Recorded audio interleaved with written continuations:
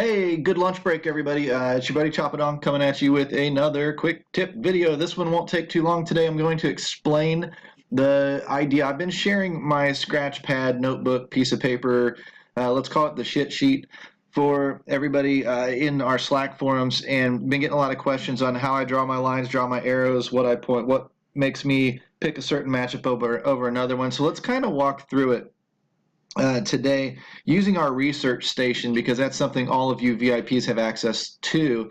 Those of you that aren't VIPs, you need to become one. You need to join dfsarmy.com and get access to this race car of a freaking stat spreadsheet, because it will change the way you play NHL DFS, I promise.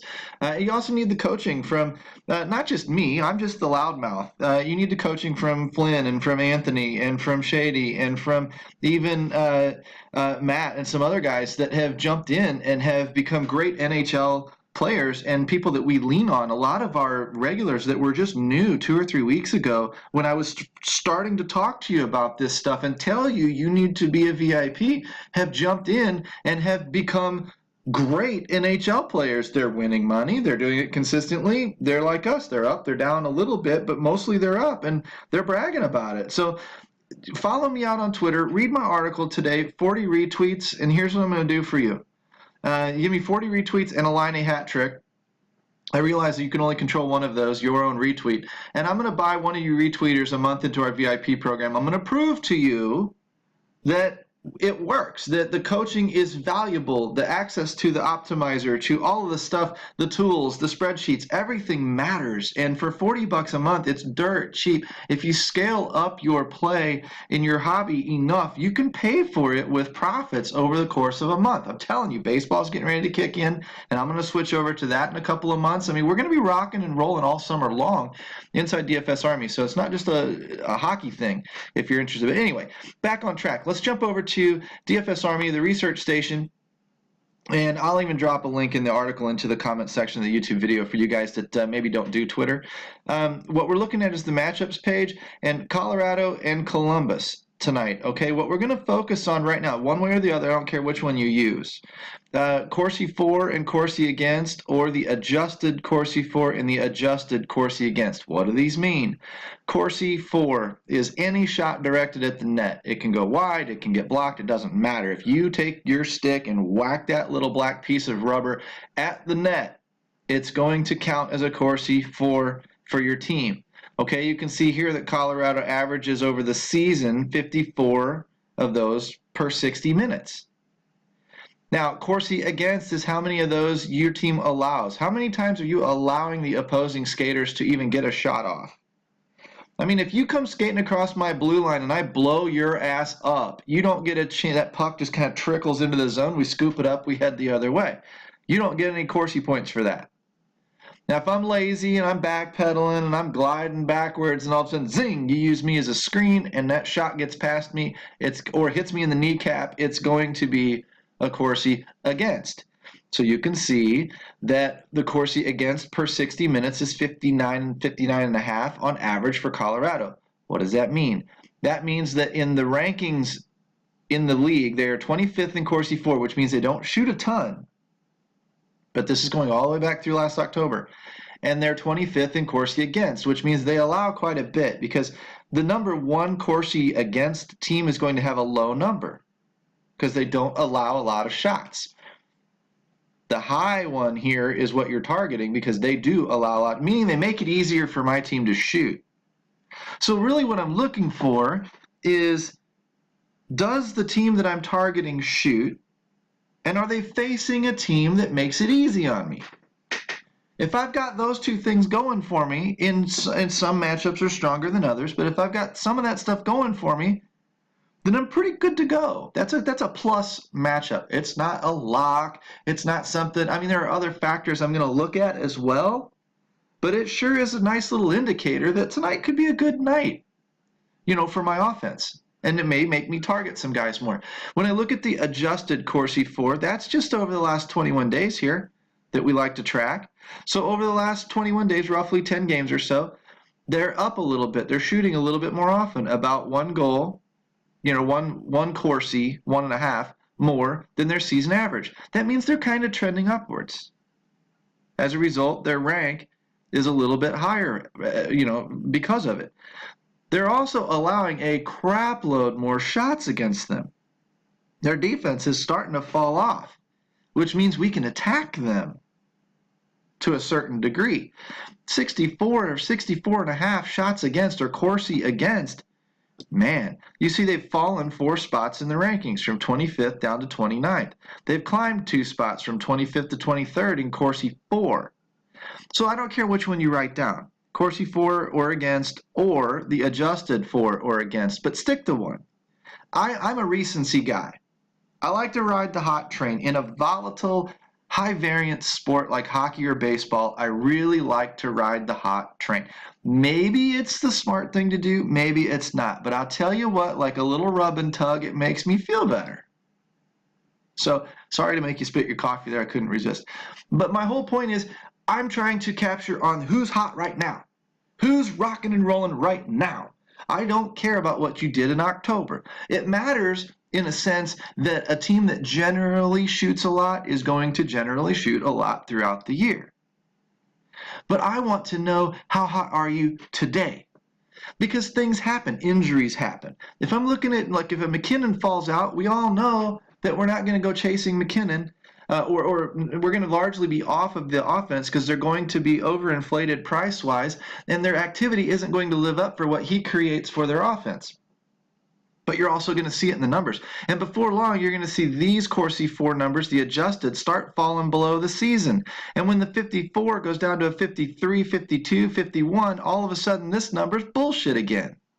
It's not reflecting accurate information. I want to know how they're doing today, right now. Now, I don't care about a 2 or 3 game sample. That's too few. I feel 10 is about right. You might do 5. You might do 20. You might do 25. I don't care.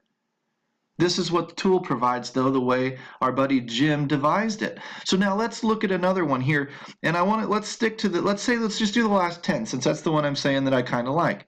I don't look at the trends too much, but I can see, looking at the trend, the Corsi against is down, which is good for the defense. It's not good necessarily for Colorado coming into it, but that's going to require me to do too much thinking of, oh, what's the matchup really mean? My mind starts smoking, brain material starts oozing out my ears, and the next thing you know, I'm just done for the day. I'm cooked on a 3-game slate, and I've got 12 games to pound through. I'm not going to pound through them all with you today. I'm just explaining how this works.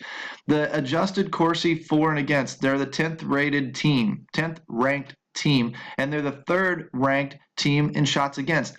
Or Corsi against. That means they don't give up a lot of shots. So when I see a high Corsi 4, 23rd ranked, isn't great, going into a top-notch Corsi against, that's even less great. I'm not anticipating Colorado getting anywhere near their season average of 54, Corsi, or whatever that would translate into shots on goal, say 35. I see them taking a depressed bump down. Now, does that mean they won't score 4 times? No, it's hockey. It's weird, man. If the goalie decides not to stand in net and gets scared of the puck, then guess what? They're going to score 6 goals on 10 shots. We've all seen it happen. But as a general rule, I'm not expecting their shot volume to be very high. Therefore, I'm not really big on the Colorado offense tonight. I am sort of in that, Columbus isn't the greatest team in the world, but at the same time, I'm not. The numbers are telling me not to be excited about a high activity, high volume shot type game, a shootout potential going up and down the ice, shot. That's probably not going to happen tonight. Now, when you look at Columbus shooting quite a bit, top 10, and then you look at the against bottom 10 in Colorado, now what you're looking at is the reverse situation, where we've got a team that shoots quite a bit going up against a team that allows quite a few shots, or I should be here, allows quite a bit of shots. That's a good sign. So whereas the 23rd going into the 3rd isn't good, the 10th going into the 29th is. That's telling me that I got a team that shoots quite a bit and a team that kind of lets you. So I would expect Columbus to shoot above and beyond their season average of 60. I would expect them to come up a little bit tonight and get a good positive bump. That might turn me on to, if other factors line up, that might turn me on to some of the Columbus skaters, your Atkinsons, Panarins, Dubois, Foligno, Seth Jones, whatever types of guys. Because we're in a relatively high shooting team facing a relatively low shot suppression, type team. Somebody that, again, allows shots to just sort of happen. That's a good thing. So when we scroll down, let's pick another game out here at random and see what we get. Tampa Bay and New York Rangers. All right. That's a chalky game tonight. If I see the New York Rangers, let's focus on Tampa Bay, the 262 favorite, the almost 4 implied total tonight. The Tampa Bay Lightning, their adjusted Corsi 4s an 18, so middle of the road. Facing an adjusted Corsi against team of dead ass last.